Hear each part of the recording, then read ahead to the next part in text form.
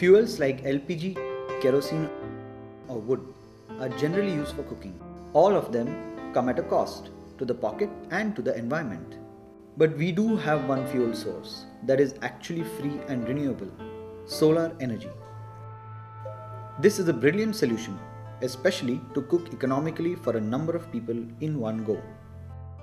Zilla Parishad schools of Sangamner and Akole blocks of Maharashtra now have solar parabolic cookers. Solar cooker आपण शाळेमध्ये दिलेले, कारण त्यामागे देण्यामागचा उद्देश एक होता का ज्यावेळेस शाळेमध्ये मुलांना खिचडी असेल, नाश्ता असेल हे शिजवत असताना प्रामुख्याने बरंच जंगल तोडलं जायचं आणि जंगल तोडल्यामुळं त्याचा परिणाम हा निसर्ग होतो आणि म्हणून थोडं वॉटर संस्थेने त्याचा विचार केला आणि त्यानुसार आपण त्या सोलर कुकर प्रत्येक शाळेमध्ये आपण दिलेले आहेत. ज्या स्त्रिया आमच्याकडे शालेय पोषणावर शिजवण्यासाठी आहेत त्यांना अगोदर त्यांनी ट्रेनिंग दिलं शाळेमध्ये. त्या यंत्रावर कसं काम करायचं, सूर्य जर कोणत्या दिशेला आहे मग त्यावेळी सौरचूल कोणत्या दिशेला तोंड करून ठेवायची, अगोदर तो कुकर जो आहे तो कुकर कसा ठेवायचा, त्यानंतर मग शिजवल्यानंतर ते उतरवायचं कसं, असं सखोल असं ज्ञान आणि ट्रेनिंग या वॉटर संस्थेनं दिलं आणि मग तिथून पुढे आम्ही त्याचा वापर करायला सुरुवात केली. सकाळी आल्यानंतर मी पहिला अंगणवाडीचा आहार शिजवते, त्यानंतर मग या मराठी शाळेचा आहार शिजवते. त्यांचा आहार शिजतो 9 ते 10 वाजेपर्यंत.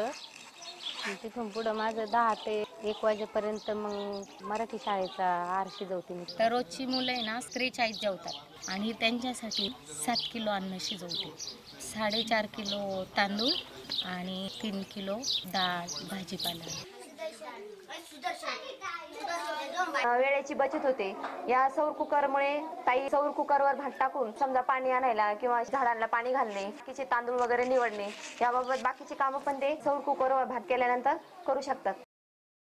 चांगलं कडक ऊन पडलेलं असलं तर जास्तीत जास्त आमचं अर्धा-पाऊण तासामध्ये अंगणवाडीचा आहार शिजवला जातो. म्हणजे वेळेची पण थोडी बचतच झाली.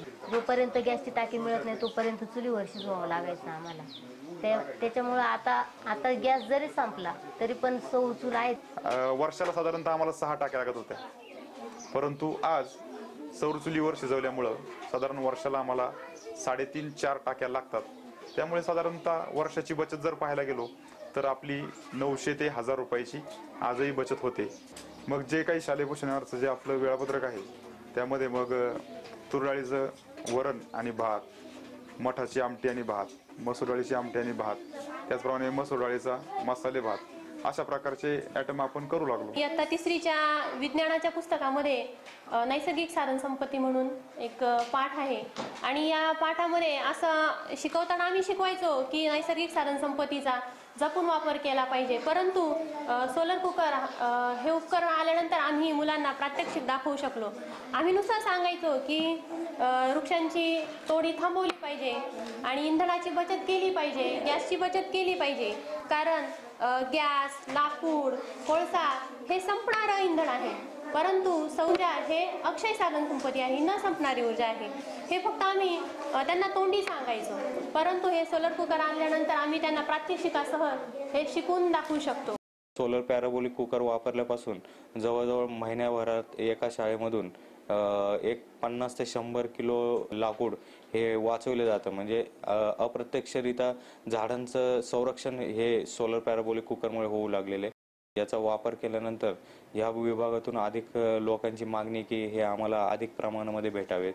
ज्या शाळांना उपलब्ध करून देता आले नाही त्या शाळांची देखील मागणी आहे की अशा पद्धतीचे सोलर पॅराबोलिक कुकर हे त्या शाळांना देखील उपलब्ध करून द्यावेत. ह्या उपकरणाची जी मेंटेनन्स आहे तो अगदी सोपा आहे की फक्त रोज बादलीभर किंवा 2 बादल्या पाणी ओतून हे उपकरण जर साफ केलं तर भात चांगल्या प्रकारे शिजू शकतो. पावसाळ्यात जून, जुलै, ऑगस्ट, सप्टेंबर ह्या 4 महिन्यांमध्ये या उपकरणाचा आपल्याला उपयोग होऊ शकत नाही, परंतु इतर वेळेला आपण या उपकरणाचा चांगल्या प्रकारे वापर करू शकतो.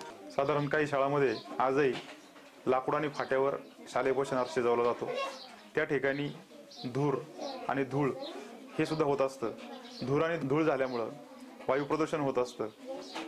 जर अशा शाळांमध्ये सौर चुलीचा वापर केला गेला तर त्या ठिकाणी होणारे जे काही वायू प्रदूषण आहे तेही टळू शकतं आणि सरपणासाठी होणारा जो खर्च आहे तोही वाचू शकतो. आणि माझं तर असं मत आहे की सोलर कुकरचा जसा आमच्या शाळेसाठी शालेय पोषण आहार शिजवण्यासाठी फायदा झाला, तसंच इतर शाळांनीही ह्या सोलर कुकरचं स्वागतच केलं पाहिजे.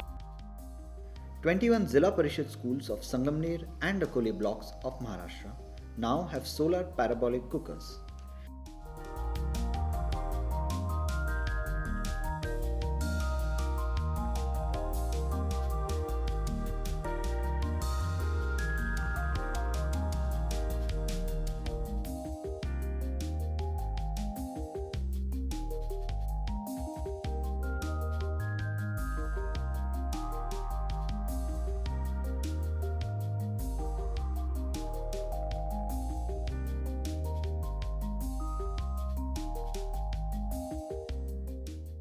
सौर चुलीवरचा भात पोट भरून खातो. मला सौर चुलीवरचा भात छान लागतो.